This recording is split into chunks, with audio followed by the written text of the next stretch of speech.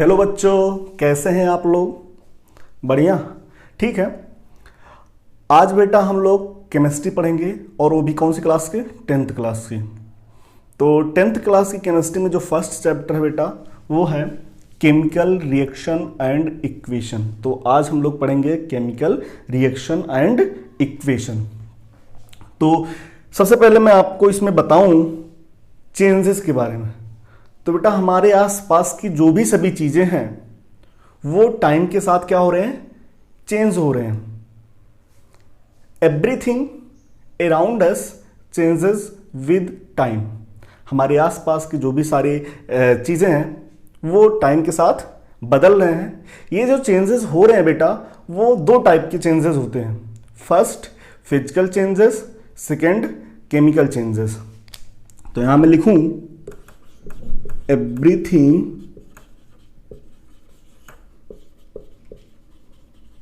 around us changes with time। ये जो changes हो रहा बेटा ये कितने टाइप का होता है? दो टाइप का। First physical changes, second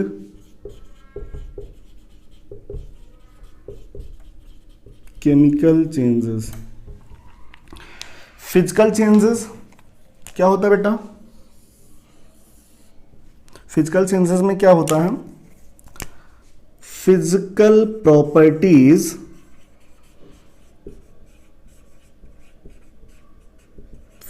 properties of substance are changed. Substance की फिजिकल प्रॉपर्टीज क्या होती है बेटा? बदल जाती है, चेंज हो जाती है फिजिकल चेंजेस में। फिजिकल प्रॉपर्टीज कहने का मतलब स्टेट क्या होता है?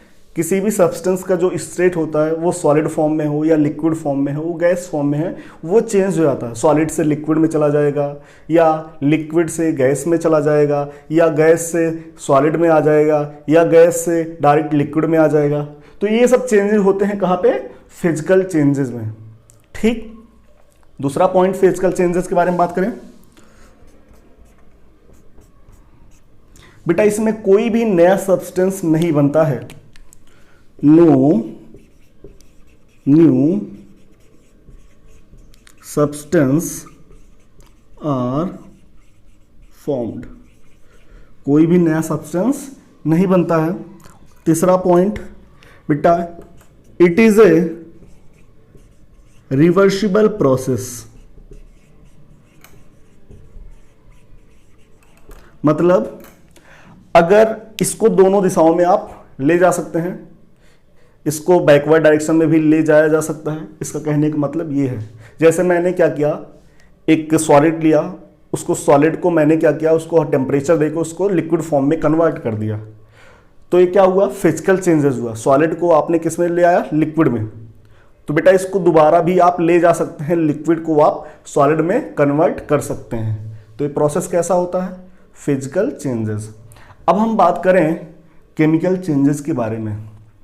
तो केमिकल चेंजेस में क्या होता है?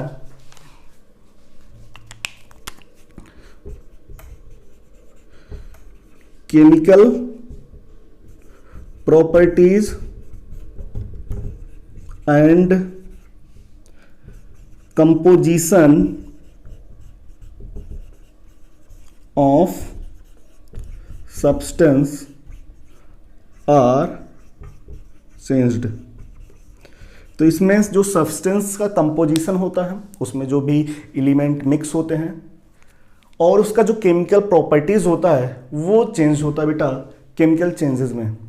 दूसरा पॉइंट, इसमें बेटा जब भी केमिकल चेंजेस कहीं हो रहा होता है तो वहां पे नए नए सब्सटेंस का क्या होता है? फॉर्मेशन होता है। तो इसमें new substance are formed। Third point, it is irreversible process। इसको ओनली वन एक ही डायरेक्शन में ले जाया जा सकता है बेटा। जैसे एग्जांपल केमिकल चेंजिंग का, इसके जो एग्जांपल है बेटा, रस्टिंग ऑफ आयरन, आयरन में क्या लग जाए, जंग लग जाए, रस्ट, ठीक। तो किसका एग्जांपल होता है बेटा, केमिकल रिएक्शन का। उसको दोबारा अगर एक लोहे में अगर जंग लगना शुरू हो गया बेटा, तो आप दोबारा फिर से उस फॉर्म में, जिस फॉर्म में लोहा पहले था, उसमें दोबारा आप कन्वर्ट नहीं कर पाएंगे। रस्टिंग ऑफ आयरन हुआ। सेकंड, डाइजेशन ऑफ फूड, ठीक। इसका एग्जांपल केमिकल फिजिकल चेंजेस की जो एग्जांपल है बेटा, melting of ice, boiling of water, freezing of water, tearing of paper, ये सब एग्जांपल हैं फिजिकल चेंजेस के।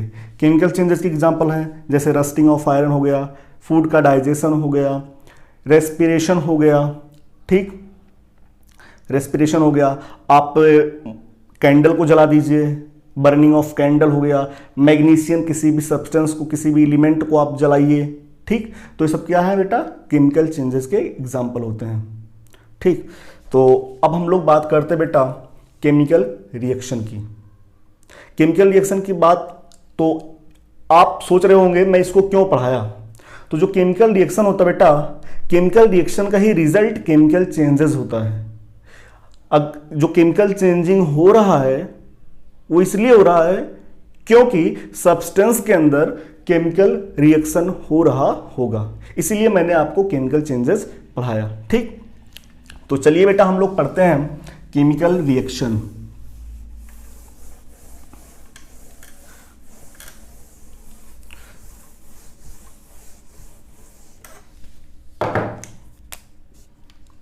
Chemical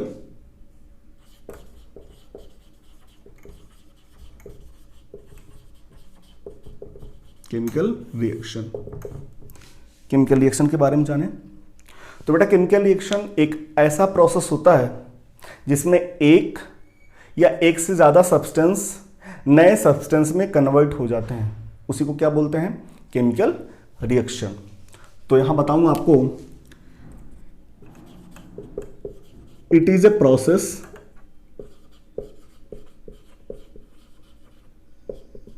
in which one or more substance are converted into new substance. तो एक ऐसा प्रोसेस होता है जिसमें एक या एक से ज़्यादा सब्सटेंस चेंज हो जाते हैं और नए सब्सटेंस का फॉर्मेशन कर देते हैं, उसी को क्या बोलते हैं बेटा, केमिकल रिएक्शन, ठीक। इसका एग्जांपल है जैसे आप बर्निंग ऑफ मैग्नीशियम रिबन, ठीक। आप मैग्नीशियम को जला दीजिए या किसी भी चीज़ को जलाइए, जो केमिकल चेंजेस के एग्जांपल थे बेटा, वो केमिकल रिएक्शन को आप बता सकते हैं कि सर केमिकल रिएक्शन इसमें हो रहा है। तो एक चीज़ और बताऊं, इसमें केमिकल रिएक्शन में इसमें दो टाइप के सब्सटेंस होते बेटा। एक सब्सटेंस वह होता है जो केमिकल रिएक्शन में पार्टिसिपेट कर रहा है, और एक सब्सटेंस वो होता है जो केमिकल रिएक्शन की कंप्लीट हो जाने के बाद जो नया सब्सटेंस बन रहा है। तो दो substance, there are two substance are participate in chemical reaction. तो बेटा दो सब्सटेंस होते हैं, first substance which can takes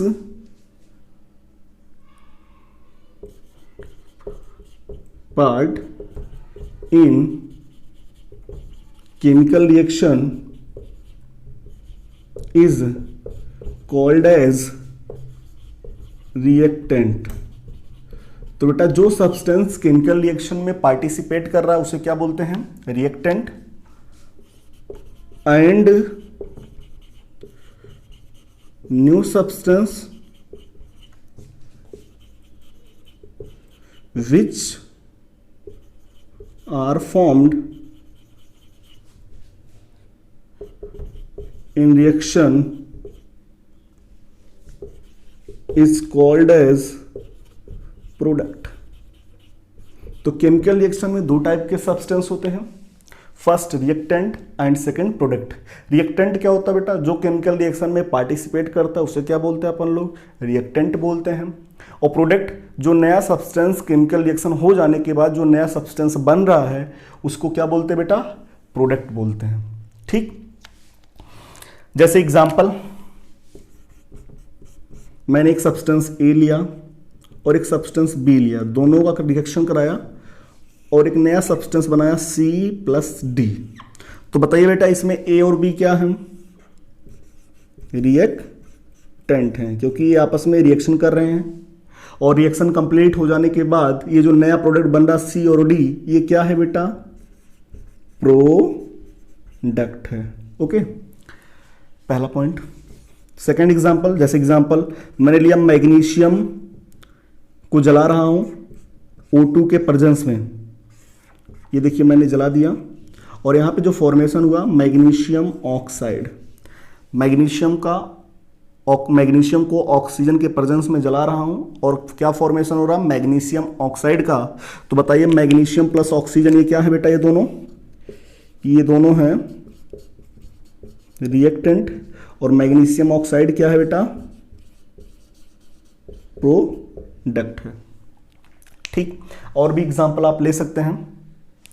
चलिए एक एग्जांपल और भी दिखा दे रहा हूं।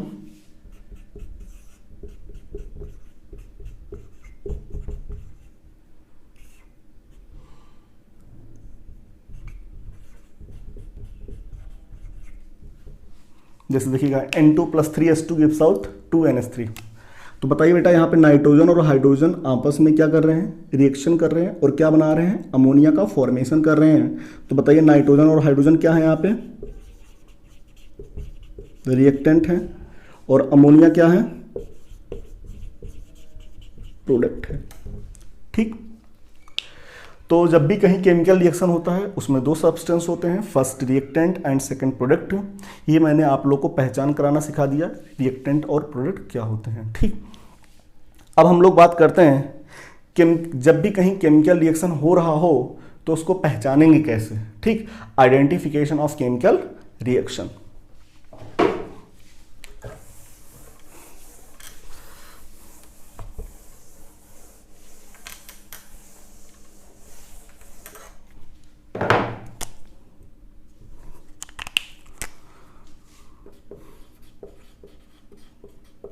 Identification of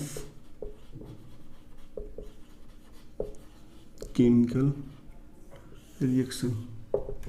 identification of chemical reaction, chemical reaction का क्या? आइडेंटिफिकेशन। तो बेटा जब भी कहीं केमिकल रिएक्शन होता है तो कुछ ना कुछ जरूर आपको ऑब्जर्व करेंगे, कुछ ना कुछ आपको चेंजिंग देखने को मिल जाएगा। ठीक, फर्स्ट चेंजिंग जैसे ये हो सकता है फॉर्मेशन ऑफ प्रेसिपिटेट। वहां पे क्या हो सकता है बेटा? प्रेसिपिटेट बन सकता है। जैसे एग्जांपल मैंने क्या लिया? AgNO3 सिल्वर नाइट्रेट और मैंने लिया NaCl सोडियम क्लोराइड। इन दोनों का रिएक्शन कराया तो देखा बना AgCl silver chloride plus NaNO3। अरे डबल डिस्प्लेसमेंट रिएक्शन का एग्जांपल बेटा, हमने Cl को इसके पास ले आया और नाइट्रेट को Na के पास। ठीक, यहाँ पे देखा बेटा AgCl का PPT बन रहा है, प्रेसिपिटेट बन रहा है, वाइट PPT। तो जब भी कहीं PPT बन रहा हो तो उसको रिप्रेजेंट करने का तरीका होता है बेटा डाउनवर्ड डायरेक्शन में आप एरो लगा दीजिए। तो फॉर्मेशन ऑफ प्रेसिपिटेट, तो अगर वहां पे पीपीटी बन रहा हो तो आप समझ जाइएगा बेटा यहां केमिकल रिएक्शन चल रहा है। सेकेंड पॉइंट, हो सकता है वहां पे गैस निकल रही हो रिएक्शन में,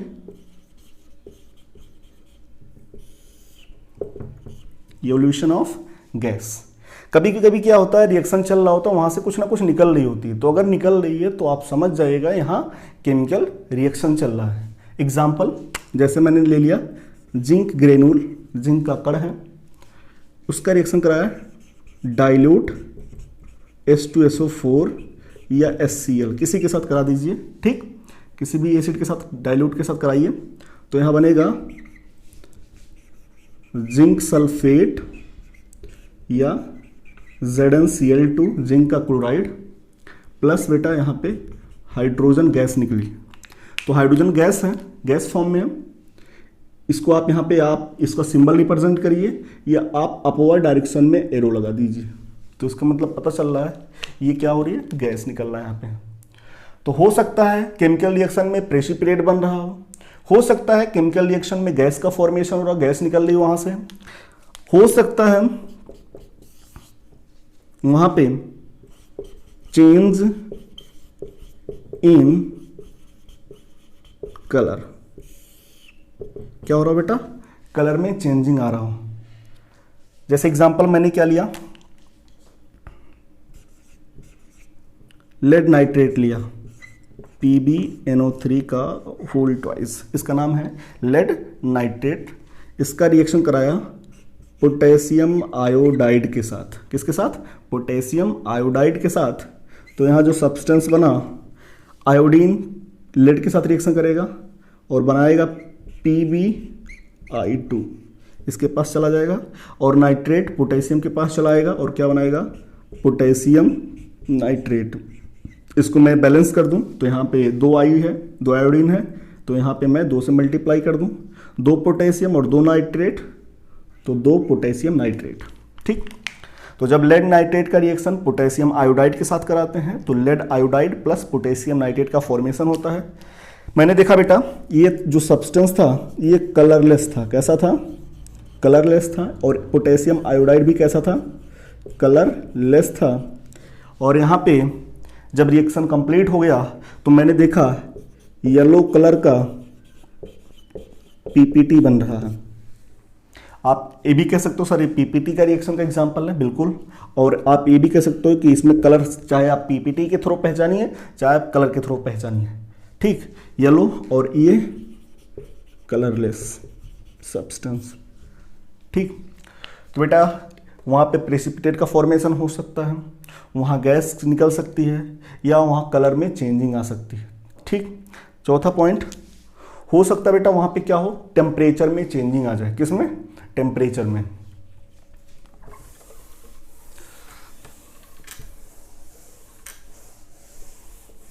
चौथा है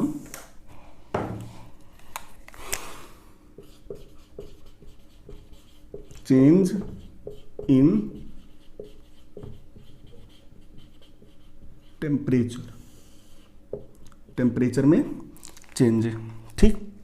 बेटा टेम्परेचर में किस तरीके से चेंजिंग होगा, फिजिकल चेंजेस में भी टेम्परेचर का इफेक्ट पड़ता है और केमिकल चेंजेस, दोनों में टेम्परेचर का इफेक्ट पड़ता है, ठीक। तो मैं यहाँ केमिकल चेंजेस में टेम्परेचर का इफेक्ट बताने जा रहा हूँ, फिजिकल चेंजेस में नहीं। चलिए देखिएगा, एक चीज मैं आपको बता दूं बेटा, हीट आपको पता ही होगा, हीट के बेसिस पे रिएक्शन को 2 टाइप में डिवाइड किया जाता है, एक एंडोथर्मिक रिएक्शन और एक एक्सोथर्मिक रिएक्शन। तो यहाँ उसके बारे में चर्चा करना पड़ेगा। On the basis of heat chemical reaction को बेटा 2 टाइप में डिवाइड किया जाता है, एक होता है एंडोथर्मिक रिएक्शन और एक होता है एक्सोथर्मिक रिएक्शन, ठीक। एंडोथर्मिक में क्या होता है, हीट या एनर्जी, हीट या एनर्जी, ठीक, इन्वॉल्व्ड होती है, इसमें एनर्जी लगती है। एक्सोथर्मिक में क्या होता है, हीट या एनर्जी रिलीज होती है। तो ऐसा रिएक्शन जहां पे एनर्जी लगे उसे क्या बोलते हैं, एंडोथर्मिक।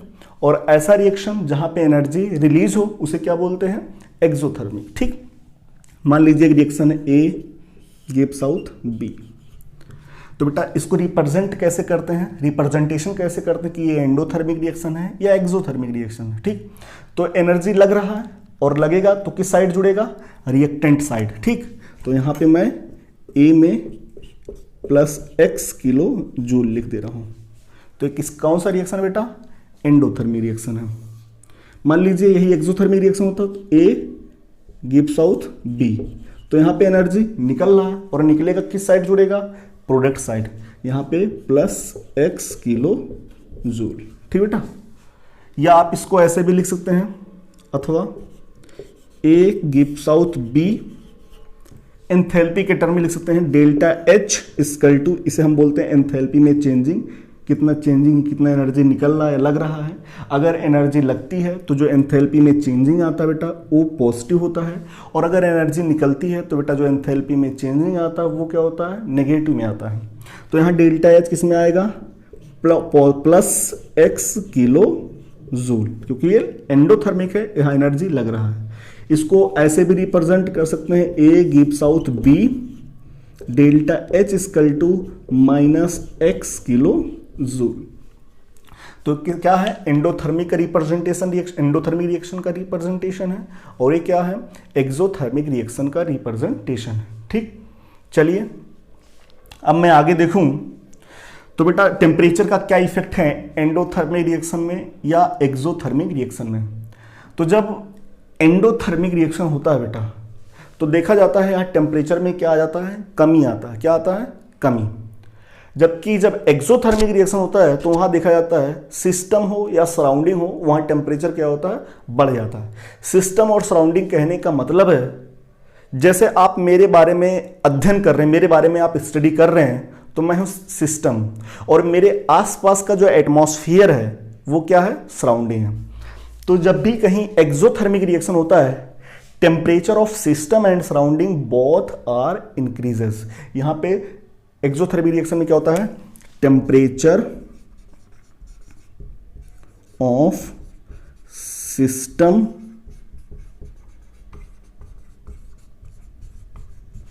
एंड सराउंडिंग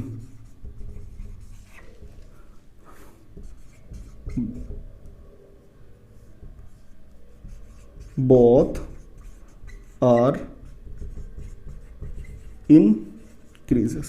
ठीक, तो चाहे वो सिस्टम हो चाहे वो सराउंडिंग हो, दोनों का टेम्परेचर क्या होता है बेटा, बढ़ता है। किसमें, एक्सोथर्मिक रिएक्शन में। जैसे एग्जांपल, एक्सोथर्मिक रिएक्शन का एग्जांपल कंबशन, किसी चीज को जलाइए तो वहाँ कैसा क्या होता है बेटा, एनर्जी रिलीज होती है, और कंबशन में आपको पता है बेटा वहाँ टेम्परेचर क्या होता है, बढ़ता है।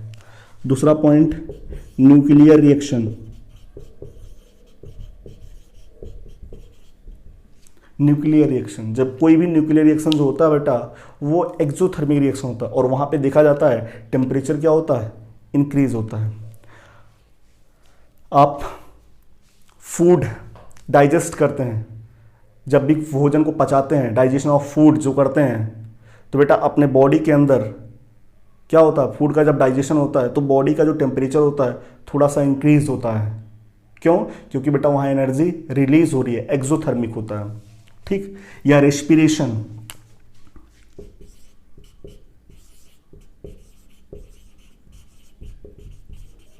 ये सब किसके एग्जाम्पल हैं, एक्सोथर्मिक रिएक्शन के। जबकि यहां पे टेम्परेचर क्या होता है बेटा, क्या होता है, घटता है। तो एंडोथर्मिक रिएक्शन में temperature of system and surrounding क्या होता है, डिक्रीज होता है। जबकि एक्सोथर्मिक रिएक्शन में temperature of system and surrounding both are increase. Example है कंबशन हो या न्यूक्लियर रिएक्शन हो या रेस्पिरेशन हो, ठीक, या फॉर्मेशन रिएक्शन हो, ये सब किसके एग्जांपल है, एक्सोथर्मिक के। एंडोथर्मिक रिएक्शन में क्या होता है, टेम्परेचर घटता है। Example photosynthesis.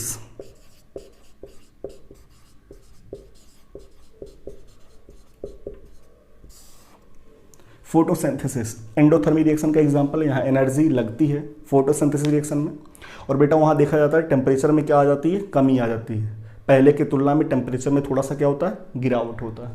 तो ये किसका इफेक्ट है, टेम्परेचर में चेंजिंग का। ओके, तो मैंने टेम्परेचर में चेंजिंग में दो टाइप पहले बताया, दो टाइप के रिएक्शन बताया, एक एंडोथर्मिक और एक एक्सोथर्मिक। एंडोथर्मिक रिएक्शन किसे कहते हैं, एक्सोथर्मिक रिएक्शन किसे कहते हैं, इसको रिप्रेजेंट कैसे करते हैं और इसको भी रिप्रेजेंट कैसे करते हैं, इसका एग्जाम्पल क्या है और इसका भी एग्जाम्पल क्या है। तो मैंने जो भी एग्जाम्पल लिए हैं वो केमिकल चेंजेस के एग्जाम्पल लिए हैं, मैं फिजिकल चेंजेस का एक भी एग्जाम्पल नहीं लिया हूँ। इतनी बात क्लियर हो गई, ठीक बेटा, अच्छी बात। हाँ, एक चीज़ और भी हो सकता है, फिजिकल स्टेट भी चेंज हो सकता है। क्या, फिजिकल स्टेट भी बदल सकता है, change in state.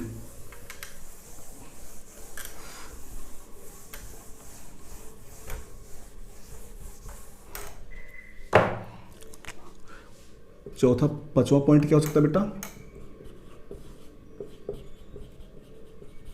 Change in state. क्या हो सकता है बेटा, स्टेट भी क्या हो सकता है, बदल सकता है। ठीक, जैसे मैंने क्या ले लिया, हाइड्रोजन गैस,